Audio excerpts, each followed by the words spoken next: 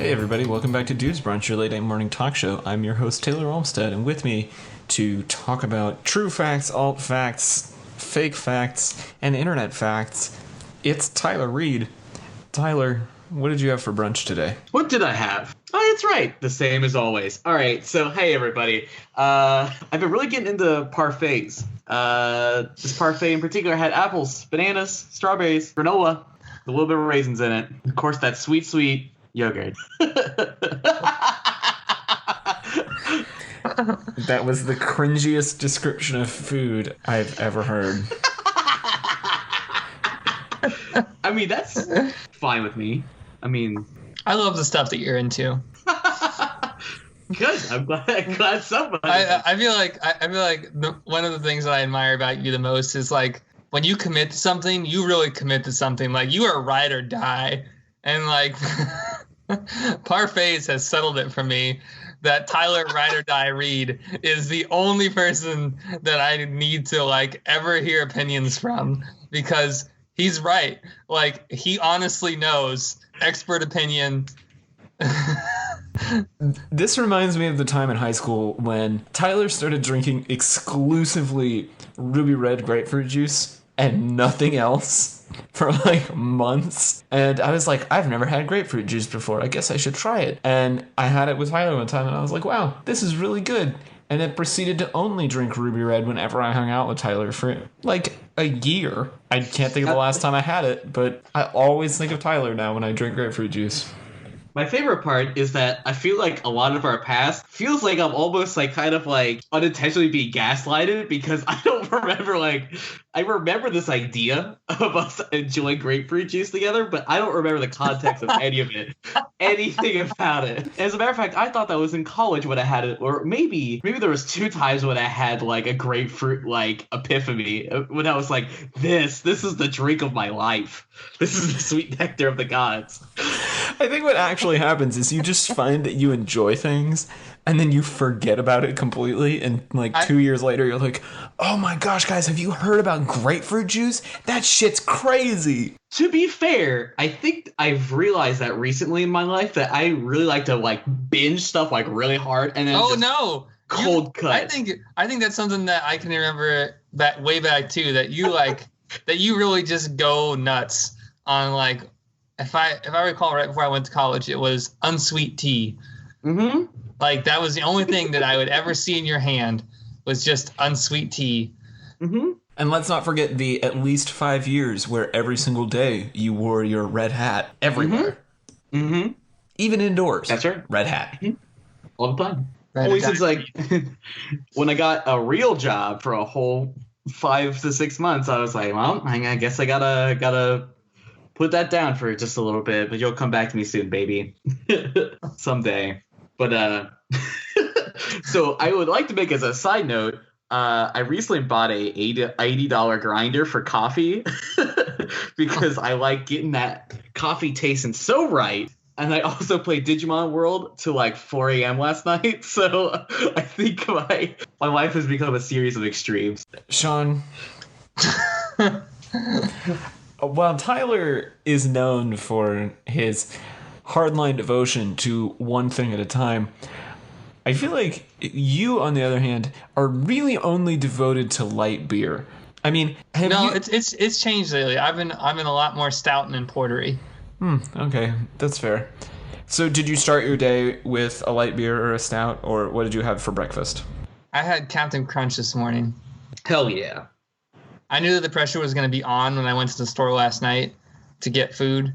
So I was like, well, the only thing I have to eat in the breakfast in the morning is going to be an ice cream sandwich, and I'm not going to start it out like that tomorrow. So I had Captain Crunch. Variety is the spice of life. Thank you, Sean. What'd you have for breakfast or brunch today? I don't know. What do kids have these days? Well, Sean, I don't know what kids have because I'm a grown-ass adult who woke up this morning and made myself some scrambled eggs and toast with homemade jam, and then went for a run and came back and had a smoothie, which is basically the fullest meal that I have had in weeks. I felt really accomplished. And then for lunch, I had leftover Skyline chili dip. Hell yeah. So what I'm saying is the health train really kind of fell off fast today. Who'd you have to kill to get some Skyline? Oh, you can buy Skyline in the Kroger's down here. Oh, well. It's just $4.50 a can. Oh, Jesus. Hey, Premium product. I would gladly pay that for not having it anywhere near me. Fair enough.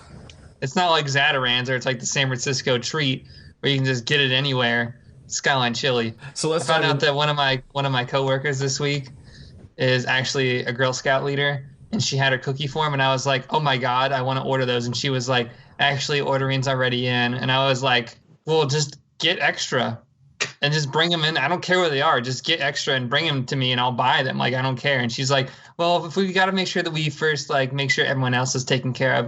And I want to say, like, let me down.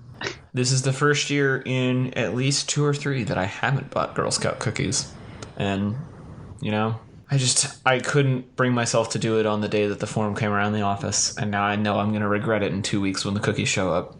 Why is there not a bigger viral marketing campaign that like GSA puts out when it's time for this stuff? I think there is. We just don't see it. What? Why not? This should be like... They do a lot of TV ads and a lot of, like, pre-roll on YouTube. Listen, Girl Scouts should be allowed to, like, halt highways and do, like, Girl Scout cookie buying checkpoints and, like, shutting down traffic. So you can, like, everybody can file past and everyone just, like, buys the cookies and, like, then we can just move on with our days. Like, there's no reason that you shouldn't get accepted with this. Like, the order form should be attached to your 1090E. That you get. You're right. It's always taxes. at tax time. Like, why isn't it just attached to the tax That's forms? what I mean. Like, and then you can just write it off. Like, I don't understand why like I got skipped over for the past 7 years when I'm like clearly the demographic of people who, first of all, I love cookies. I eat them for breakfast all of the time. Like, as evidenced by this very podcast, is a great thing. And like I am on the internet, and yes, exactly, the hater shade should be going on because you know what? I don't understand, guys. Like I'm a single college educated white male with a ton of disposable income sometimes. As in the very day that you get paid and then no longer after 24 hours. Right. Think of all the cookies you could buy. Exactly. The town criers, cookies! Get your Girl Scout cookies here! Bring out your cash! Let's dive into some follow-up. So this podcast has quickly turned into a giant dumpster fire of music memes, which is why I was so excited to see Smash Mouth's All-Star recreated with the sounds from Windows XP this week. If you haven't seen this video, it's because you haven't been alive, because it is everywhere right now, and I didn't want to do a whole topic on it because everybody's probably seen it show up on their Facebook somewhere, but if you haven't, there'll be a link in the show notes. As soon as I turned this on, Sarah was like, is that Smash Mouth? and you were like, of course it's Smash Mouth. Right, and that's when I knew that the internet had gone too far for me in this one. Like I just feel like I'm getting rickrolled with Smash Mouth right now. I don't even care anymore. Hey now. Oh my God.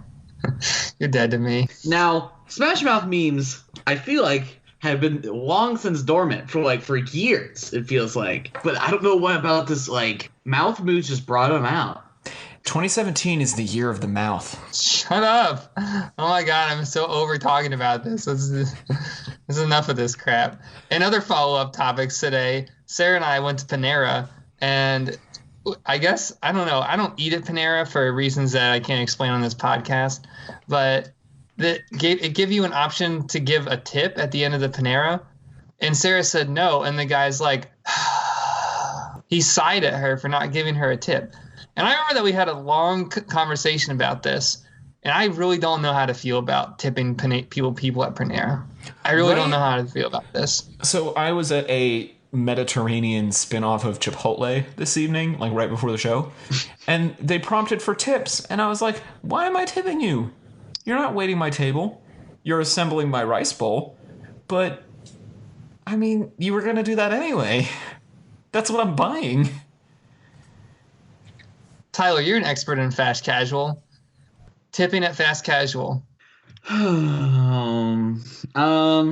If it doesn't have I don't know. It's harder for me to, I tip regardless because I think it's bullshit. Because I think working those jobs are bullshit anyway. And I'm like, listen, I know this is like helping you probably help make your fucking rent because you don't actually get paid anything at all.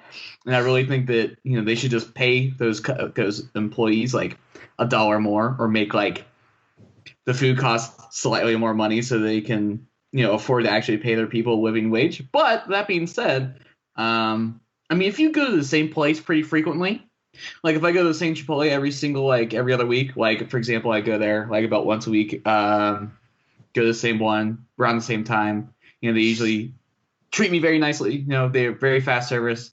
I'm like, fuck it. I'm paying with cash. I got some leftover change in $1. Yeah, you can have it. Like that's basically not even real money anyway. So you heard it here first, folks. Change, not actually real money. So basically, what I want to know is tipping at fast casual. Yes or no? No. I think it's a gray, but if I had to, I say no as well. Okay, so no and no. You don't have to weigh in on this one. All right. Well, if I said yes, then what did you say? That'd be interesting. I would just call it as a tie. Oh my god! All right. I asked the question. I don't want to give an answer. That's why I wanted to know. In other follow-up news, Twitter this week announced more new measures to crack down on harassment. I feel like every couple of months we have this same conversation in follow-up where Twitter announces a new set of features to combat harassment, but they never give when things are going to start happening or how many accounts they're banning. They never come up with a real solution to this problem. They just kind of trickle out new features, and then the trolls figure out a way to work around them, and Twitter is still a cesspool of garbage, but I use it anyway because it's still my favorite social network. Any input from you guys on this? Oh, Taylor, you already know. It's a good thing Twitter is just apparently the voice of our government now, so, I guess they should probably take some steps to make it actually a useful website. Well, the challenge with that is that if you really followed those terms of service, they would have to ban the president from Twitter because he violates their terms of service by specifically attacking people. And I don't think they're going to do that because it would be really bad for their business. Would it? To ban the president of the United States from using your website as the highest profile user of your website? Yeah. He just brought a bunch of olds onto Twitter anyway. We all need those people. I don't know. Every time that we get up in the morning, I have to hear the word Twitter about 10 times in the first minute and a half. As soon as I turn on any media thing, like today on Twitter, it all of a sudden has become this legitimate place where, first citations can be had. I never thought I'd be able to do that. And if in college, it'd be like, you know what? I went right to the source, Twitter, and figured out what, it just doesn't, that's my brain exploding that as a political scientist you can go to your first source that is Twitter and then use it to argue something. I just remember in 2007 when our tweets, the three of us, were just, anybody want to do anything tonight? Because there were 9 people on Twitter and they were all friends that we all knew in person anyway. And look where we are now. I want to take a nap. I'm kind of hungry. It really was like that, too. I miss those days. And last on follow-up, I have a tiny new segment, a mini segment, some may say, called What Am I Saying? What Am I Saying? Words. Do I use them correctly? Probably not. Let's find out. All right. So I'm going to say something to you, and then we're going to start with Taylor and go to Tyler, and you're going to explain to me what I just said. Ready? Shoot. Can you sweep the carpet? I believe what you're saying is, will you use the vacuum cleaner to clean the carpets? Tyler? Will you sweep the carpet? Well, see, in many fast casual restaurants, there are many little rugs that you put out, and you have to often sweep them because they get little tiny bits of stuff stuck in them. Fuck off and die. Nope, that's actually an okay answer. The reason that I had to have this segment this week is because twice in the past week, I have asked somebody, 2 different people, to sweep the carpet. And both of them go get a broom, and they come to me and they say, they go to a carpet and they take the broom and they broom the carpet. I don't think you can use broom as a verb, but carry on. Well, no, I'm going to use it because every time that I ask them, why didn't you use the vacuum? They say, you don't sweep with a vacuum. You sweep with a broom.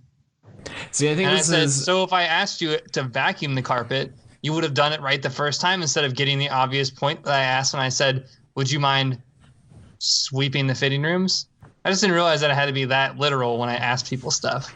I think this is a derivative of the Midwestern Appalachian thing of calling the vacuum the sweeper.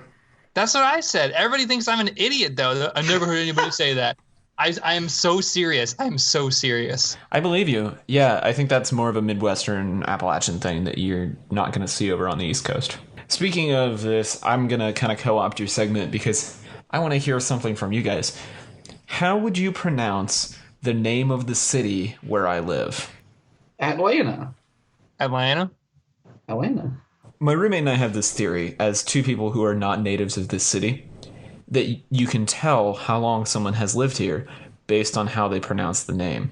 Mm-hmm. If they are not from here or they are new here, they will pronounce both T's as T's and say Atlanta. Mm-hmm. If they've lived here for a little while, they'll drop one of the T's, usually the first one, and so it becomes Atlanta. And you know somebody's old school if there's no hard consonants at all. It's just like, yeah, I'm from Atlanta. And every once in a while you get the weird D one where it's like Atlanta, and I don't even know where that comes from. Well, see, if you take the T and the L, you just smush them together. It's like when you hear somebody call the Appalachian Mountains the Appalachian Mountains. You're not from here. You go to the store to get ski. Oh man, that's a throwback right there, getting some ski. This has been Regional Dialects. How do they work? I discovered ski too late, in hindsight. I mean, I didn't discover it until we were all at band camp. You knew about it back then? Yeah, they had it in the soda machines right outside the cabins at band camp. Oh, I don't remember that. Yeah. I feel like Tyler may have been the one to show it to me, actually. I feel like ski is grapefruit, isn't it? Mm-hmm. It's definitely Sean. Yeah, it's grapefruit soda. I don't know. I hate grapefruit soda. Oh, well. I feel like it was like mellow yellow with a little bit of grapefruit added to it. Yeah, it was like a citrusy grapefruit. It wasn't like purely grapefruit. Yeah. I don't like whatever. What's the regular grapefruit soda called? Crisp or something? Sure, let's go with that. I'm sure somebody will tweet at us and tell us what it actually is. All right.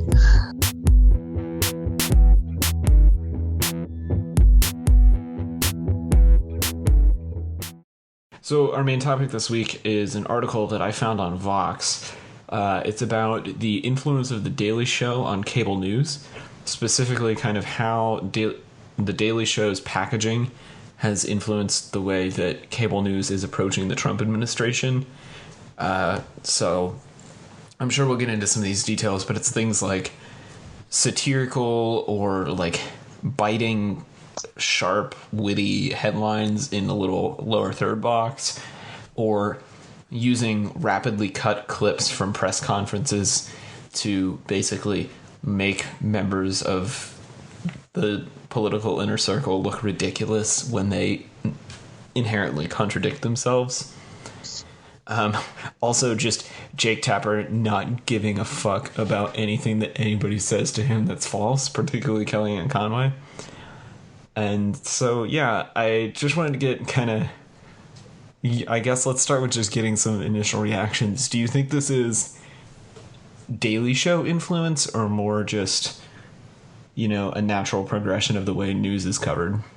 I think the funny thing about all this is, like, if the news media starts using Daily Show stuff, Daily Show techniques, it really is like the Daily Show finally came full circle.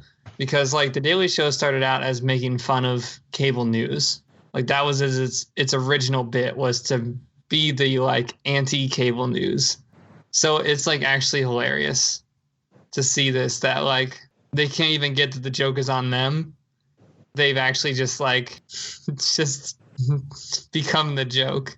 No, I think that's I think it's interesting that there's so many different channels that the news can come from now, that it's almost like, well, you're not just getting your direct news from, you know, like local news stations. So it's like, it's much more diluted. Like, Twitter, and like there's so many different like sources to get information from, and it sort of almost makes sense that they're like trying to get smart about it so people will actually like take them seriously, because I'm pretty sure news is dying anyway, or at least like cable, that very traditional Yeah, I mean, it's certainly television not is. making as much money as it used to be. Right. So I think it's probably beneficial to them to like actually do it, to like to play the game a little bit more instead of being just like straight up facts, or however, very plainly representing the news. And especially considering it's just like, I think it's just the first situation where, can we trust what their government is telling us? I mean, like, I don't know. I haven't been alive that long, so maybe I'm just ignorant, but this feels like the first situation where I'm like, they're just not doing a very good job of hiding things. And it's like, how can you present it? They're not doing a very good job of hiding things, and they're not doing a very good job of expressing things either. I think that's the critique that I'm seeing the most in the news media right now, is like just showing off the inadequacy of certain parts of this administration. And I don't mean that to come down as, our obvious liberal bias that we have on this show, but this administration has basically made it known that they're just going to contradict themselves, and they're going to change their story between Monday and Friday. Like, they'll say one thing Monday and then have a completely different story on Friday. And the news media, in calling them out on that, is kind of playing the role that Jon Stewart played with the news media in the early 2000s with The Daily Show, because that was his whole bit, right? He was showing the inconsistencies in cable news and showing how ridiculous, like how farcical cable news could be, because they just have to talk forever without having all the facts. And I feel like that's what they're critiquing the administration about. No, you're right. And in terms of the like having to just talk about whatever for days and days on end, Jon Stewart really picked up on that a lot. But in terms of like the joke of news, Colbert really picked up on that. I think that's why they worked together so well in that 11 o'clock slot on Comedy Central, was because that you could get like some actual factual comedy with both of them, but like you got to see, like, God, it still fascinates me to think about that. If Colbert was on, there would still be people that are like, man, Colbert really hates Obama. Like, yeah, that his character was so believable that people actually thought that was really how he felt. What do you think about, I guess, Jake Tapper's new role as the cynical left news media man of 2017? Because he kind of feels like he's playing a less comedic Jon Stewart role right now. Like, he's the guy that brings people on to call them on their shit, which is what Jon Stewart always did. I think I liked The Daily Show when Jon Stewart was doing it back in the day, and I don't think I've heard much excitement or fanfare or interest in the Trevor Noah Daily Show. I don't know why. I mean, I think I've watched clips and I just haven't been, like grabbed by it. Maybe it's just because Jon Stewart is just such a demanding character. I feel like you just want to like hear him talk. So maybe that's just kind of like that kind of his legacy just kind of evaporated in some way, and I don't know. Maybe he's just trying to sort of capture that spot, I guess. I was just gonna say, did either of you watch a lot of Daily Show with Jon Stewart? Oh yeah, no, I watched a ton of it. Do you watch the one with Trevor Noah now? No. Don't like it as much? I mean, they lost a lot of their writing staff that was there too. I mean, I like the ones that I've seen of Trevor Noah. I don't want to say it's a bad show, but I want to say it's more of me just like, now I go to bed at a different time. Like, I don't have basic cable anymore, so I just kind of like fell off the way too. So I was talking to my roommate about this evening, kind of anticipation of this conversation. It feels like one of the key differences right now versus The Daily Show with Jon Stewart during the Bush administration is that when you had The Daily Show and you were doing that every single day, Jon Stewart was always able to kind of make fun of, but also tell you about everything that happened that day. And tonight, as we record this on February 12th, is the first last week tonight in a month and a half. It's the first episode during the Trump administration. And the tagline for this season of Last Week Tonight is "Scary times call for a scared man." and it's a picture of Jon Stewart of John Oliver hiding behind a desk. I feel like the messaging for Last Week Tonight is so different because John Oliver only has 30 minutes a week to tell you an entire week's worth of news, and 15 minutes of that has to be a deep dive on one story, which, if the current pace of this administration is telling us anything, it's that he could spend 15 minutes on basically any executive order that Trump signs or anything that one of his key advisors says during an interview. And so I think it's going to be really hard for them as a writing staff to kind of parse what it is they want to choose to be the topic each week. And that could be really difficult for that show in a way that The Daily Show never really had that problem. Right. When you have 22 minutes of like just fill anything, it kind of it allows your creativity. I think you have to, like, you're right. 22 minutes 5 days a week, so right, 100 minutes over the course of a week as opposed to 30. Right, and you can have like recurring bits, and you got lots of writers and lots of correspondence, and you can send them out to do all kinds of stuff.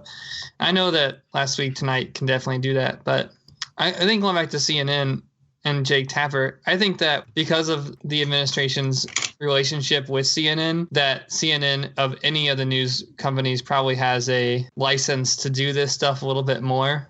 I don't really like CNN that much. I don't really think they actually have that good of news, so I don't really watch them. But it's funny that CNN is the one that is like that's calling them out on it. I just feel like I'm just gonna let all of them have it. Like, but you guys are the ones that wouldn't give up about MH370 for 6 years. Like, yeah, I feel like when you talk about CNN, you have to bring MH370 into the picture because for the longest time, they were the running joke of the news industry because of breaking news about MH370. And, you know, here we are years later, and the search has been called off, and we've just accepted as a world community that we're never going to find that damn plane. Like, it's just gone. And so I have to wonder, like, how does it feel to be, you know, at CNN, and you've gone from being the butt of the joke about, you know, finding planes to all of a sudden the president, the most powerful man in the free world, is calling you fake news and basically giving you license to, you know, tear apart his every move. right. That's a big role reversal for them. And the thing is, I feel like it didn't, in my eyes at least, personally, it didn't legitimize CNN to me anymore. I just think like, well, if they want to go off on them, I'll watch the highlights of that on something else. Yeah, I'm not saying that any of this legitimizes CNN, and it certainly, I mean, for a long time they were doing fake news. Like, MH370 is a great testament to that. But it is kind of interesting that like now they kind of have an excuse for at least a couple more weeks to do stuff like this. And I'm excited to see what they do with it. I hope that they, you know, I kind of want to see them overstep their bounds and get. Oh yeah, no, me too. Get a little too mean. Right. Anytime that they want to like get in somebody's face, I encourage them to do it because there's nothing that's like gonna make for a good breaking news alert CNN style than like really like going in there. And they're definitely. I mean, I think, too, like a lot of other news corporations are probably dying to see this stuff, too, because I think that CNN is kind of like the test case for, like, how far can you push somebody before you, like, push them off? And then after you do it, how do you react to that? Like, you know, like, you keep asking these people from the White House to do whatever you want, and then finally they're going to give up on you. And then what do you say? Like, oh, what, you're not going to share with us? What? And then you have, like, quote, unquote, the Trump card to be like, oh, what, you're not going to share with us? Oh, what, you like too good for us now? Like, you don't want to share? Like, this is just another way that the administration wants to hide, blah, blah, blah. And, like, they will always be on the defensive. And, like, I think that CNN is, if they're going to run this into the ground, they need to do it. I mean, they just need to, like, light those tires on fire and see how long they burn. And I feel bad, you know, saying, like, I just want to see the press, like, devolve into these shouting matches. But for me, this isn't news anyway. Like, it works on. I'm sure for some so people many it levels is, for but me. yeah, I really just want to see it happen from a pure entertainment standpoint. I know they need to go even further. Like CNN needs to make like a CNN Fury Road show where like they. I was just thinking. Remember MTV Celebrity Deathmatch? Yeah. I feel like CNN just needs like a claymation fighting show that's just political pundits and like Congress people animated beating the shit out of each other in the ring. I mean, that'll eat up some airtime, right? Of all of the like Daily Show, Colbert, Last Week Tonight style bits, or even SNL Weekend Update, if you could take any of these comedy news bits and see them adapted by an actual news network, which one would you want to see? I actually want to see Samantha Bee. You want to see her get some time on true cable news? Yeah. Like, it stinks that she got stuck on TBS because I feel like her show is probably the truest informed to the Daily Show that came out of everybody. And I say that not to insult anybody but she has 5 segments, 20 minutes a week where she can run those bits. And like when you watch her do it, it's in that same vein of like going out there and doing these like interviews and like having these celebrities on. And like, I don't think she has the budget that John Oliver has. Like, you know, when you turn into John Oliver that you're going to see a spectacular show. Yet nobody has the budget that John Oliver has. Right. But when when I turn in to watch Sam B's show or like the clips that I see of her, like it's excellently written. And I can count on like watching the Daily Show when I was watching it all the time that you can count on turning into it and it will be like a good show and it will motivate you to action. Like Sam B is able to connect that with me. And I think it's really interesting too because she really does like get on women's issues a lot. And that's nice. Which thank God someone is. There's this bit that has kind of moved from show to show that's, I'm sure it existed before this, but the first time I became aware of it was Really with Seth and Amy on Weekend Update. Are you guys familiar with this bit? Mm-mm. So the idea was like something would happen and then they would say, and now it's time for Really with Seth and Amy. And they would just go back and forth asking questions like, really? You threw a shoe at President George W. Bush? Really? And then Seth would come in and like ask a follow-up question to that, and it would just get more and more ridiculous as it went on. And I feel like that has been picked up by Last Week Tonight as, how is this still a thing? Where it's like, daylight savings time, how is this still a thing? Or whatever. I think that would be a really easy win for an actual news show to do and make it like sort of funny, but really well informed. And it's just never been like picked up by anybody other than a comedy show. Like you could really question some deeply held assumptions or some very ridiculous action that somebody took, not even in politics, just like in the larger media landscape, and do, you know, a 2-minute package piece on like, how and why is this a thing? And obviously you have to have the right talent hosting it, but I think that could be fun. Right, which I think is the hard part because I feel like that requires a little bit more work than they're probably able to put in considering the 24-hour news cycle. Any comedy news that you would like to see penetrate into real news? Is there? I don't know. I think I kind of like the way they do interviews, which sometimes I'm like, so just to throw it out there, those interviews are all real, right? That they do on the Daily Show. Yeah, like he's actually like that's real. Because like when he interviews, it almost feels like a Space Goes Coast to Coast kind of thing, where they just kind of like splice together like random phrases that people say. Maybe that would be fun. No, we can't have that much information in this misinformation in this day and age. No, I think I don't know. You just want to see interviews be a little more ridiculous? Yes. Mm-hmm. Yeah. Or off the cuff. I always did like the Colbert interviews where he like makes every other question about him. Those were always fun. Or like, I see your new book here. That's nice. Explain to me why you love America. Yeah, I definitely think the interviews could always use a little bit of that. I mean, this is a side track, but when they revealed the Switch, they had like a guy interview like Reggie Fils-Aimé, whatever the fuck, you know his name. And so they like asked the question and they had like X amount of time, and then they had to switch positions and they had to ask the other person the question. And so like Reggie, the guy from Nintendo, was like, "Hey, so you're pretty critical of some of our games. Tell me to my face one of the worst things you've ever said about us." And he's like, the guy, the interviewer, was like, "Fuck." So like kind of stuff like that, you know. Like I feel like people should be able to grill people a little bit more, maybe. Just ask like just maybe some more off the cuff kind of questions. I don't know. I guess there's one and two things that I don't really want any kind of news to take any kind of comedy bit and move it into their stuff. But maybe I want the news to take the idea that like the Daily Show put out, which is that like the news has to, in some way, I feel like has to stop taking itself so seriously. What are you looking at?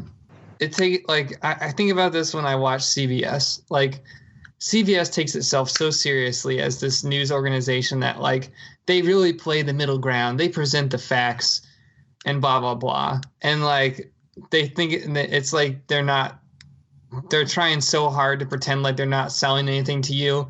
They're actually selling themselves to you as like the most trustworthy news, right? And like everyone knows right out that like all media, bigger media outlets act as a gatekeeper of information, and they have to decide initially like what is worth presenting to you.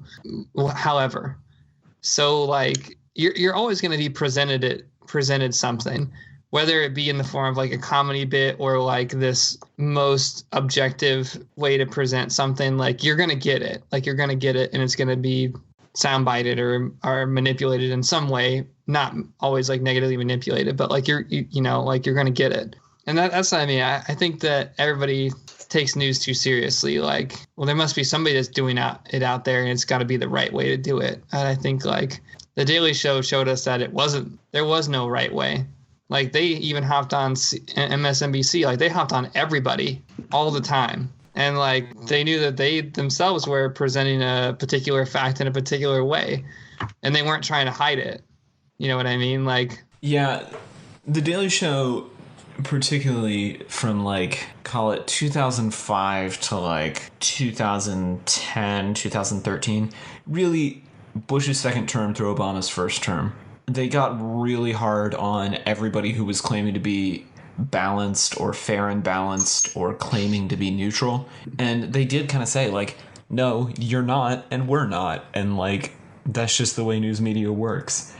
And I think that was what made really the heyday of The Daily Show so refreshing. And then to go straight from that into an episode of Colbert, which is all about parodying the fair and balanced presentation of news. It's like, we don't see that kind of critique anymore. And I feel like now is when we need it most.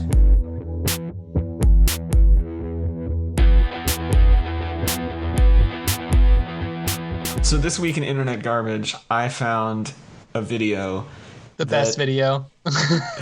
Like, Sean just completely lost it as he watched it on Skype. If you were not aware, it turns out that our commander-in-chief has actually been fronting an emo band this entire time, and none of us knew. What happened was somebody took a bunch of Trump tweets and put them over top of some stereotypical mid-2000s screamo, because the cadence of the words in his tweets basically fits that kind of rhythm. And I think this might just be the best Trump parody of the week. Love it. Hilarious. Probably one of the funniest things I've ever seen done yet. And this is good because that only means that hopefully the bar will keep going up. I mean, I feel like he really didn't explicitly promise a booming meme economy, but boy, is he sure giving it to us. I think it's evident with how well SNL's probably doing lately. I just love, like, everybody's been making fun of this way that he tweets where he ends almost every tweet with an emphasis word like sad or not funny or fake news. And in screamo parlance, that's just the part that you scream. And it actually works out really well because you can just punctuate every sentence by screaming fake news. And it works pretty well musically. I mean, I'm really happy that we could, like, now linguistically we're able to decipher the staying power of what Trump says that it really like wasn't pioneered through him. It's actually like years and years of refined angsty music, and it has like finally like worked its way up to the top, and now it's used to dictate. So yeah, nice. It turns out that Hawthorne Heights was just setting political precedent before we even knew it. I think this is more a Taking Back Sunday-esque. Yeah, for sure. Yeah. You think so? Yeah. I didn't think Taking Back Sunday was that screamy. They're not super screamy, but like that. Because I should say that in the song, there was only that little like bridge that was screamy, but there is some screaming in Taking Back Sunday. You gotta dive deep into the discography of TBS, but I mean, if you're simply saying that because of the vocals, that it like just that small part of it makes it not like Taking Back Sunday, but literally every other part of it is, you're kind of like, well, it's not really how that works. You know, it feels very, very inspired by Taking Back Sunday. I feel like I listened to it and I'm like, it can't be anyone else. Just for the record, I kind of, okay, so let's see if it works in reverse, just out of curiosity. If I read Taking Back Sunday lyrics... Does it feel like a Trump tweet? Does it feel like a Trump tweet? All right, so this could be an epic failure. It could be great. So I'm just going to read the first 4 bars of Make Damn Sure. Great. So you've got this new head filled up with smoke. I've got my veins all tangled close to the jukebox bar you frequent, the safest place to hide. It's a little bit too subtle. Yeah, it's very nuanced, which is not what you get out of a Trump tweet. Right. I guess maybe that's part of it, because I was thinking this is much more like, it's not as artful as a Taking Back Sunday, right? True. It's a little bit closer to like that. an Aiden. Right. Okay, let's look at an Aiden lyric then. I think sonically... For everybody who didn't know that this podcast was steeped in like deep... I think if there's anything that our interests all sort of like Venn diagram around, I feel like it's this exact moment. I don't think listeners of this podcast are aware of just how much mid-2000s emo the three of us have collectively ingested. This is actually kind of difficult. I'm trying to look for... See, I might have struck out on this. I thought this was going to be comedy gold, but it turns out it's not. I think Aiden has a lot of albums. Oh my God. How? It doesn't even make sense. No, let's go back to old staple. Hawthorne's got to have some good stuff. It feels like it's so many bands. Like I hear it and I'm like, it's really like, it's like if someone from the future was like, oh, I really love all these bands, and then they just kind of smashed them all together. Maybe what we need to do is look at the different members of the administration and assign them each to the emo band that is most like them. I feel like Trump is the hardest one because like it's just so aggressive and not nuanced. Like, whereas I feel like somebody like a Kellyanne Conway, she's kind of like talking around the issues, and she has this like kind of circular way of, arranging her statements. It feels, kind of like a Paramore song, right? Like, she's just circling that one theme over and over and over again. Mm-hmm.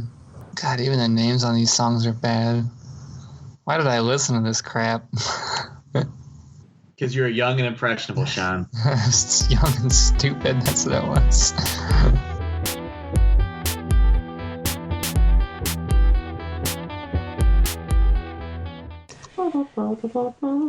Boy, I'm glad I hit record right before you did that.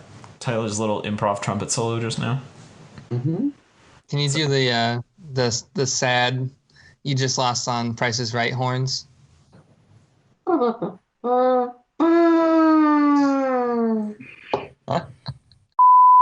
right, it's time to wrap the show up like we always do with some shameless plugs.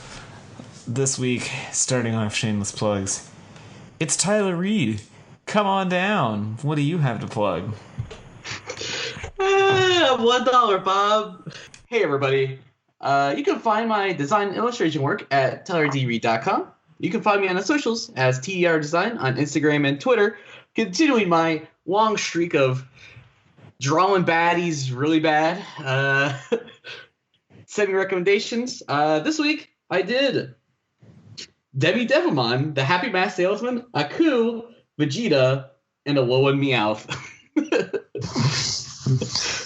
The next contestant on Shameless Plugs, it's Sean Evans. Come on down. I'm going to go for $2, Bob. Hey, man. I don't think you guys understand how Price is Right works. Sean, I what do you have win. to plug? So this week I made a new Shameless comic. Oh, wait. Scratch that. Ripped comic. Also not a bad name. Which you can see on the Brunch website. I'm going to start getting back on there and doing more stuff. Other than that, you can find me on Twitter at sevans8910 and on the Facebook at Sean Evans. And Shameless Plugs from me. I also wrote a new article for the website this week. Wrote up a review of the new album from the Yugos, a fun Cincinnati band. So you should definitely check my review out and also check the Yugos out because they're a lot of fun. Their new album comes out here in a couple of weeks. I've got a couple of the songs linked for streaming in the review as well if you want to listen there. Other than that, you can follow me on the socials as TC Olmstead, and we will see you next week for more brunch.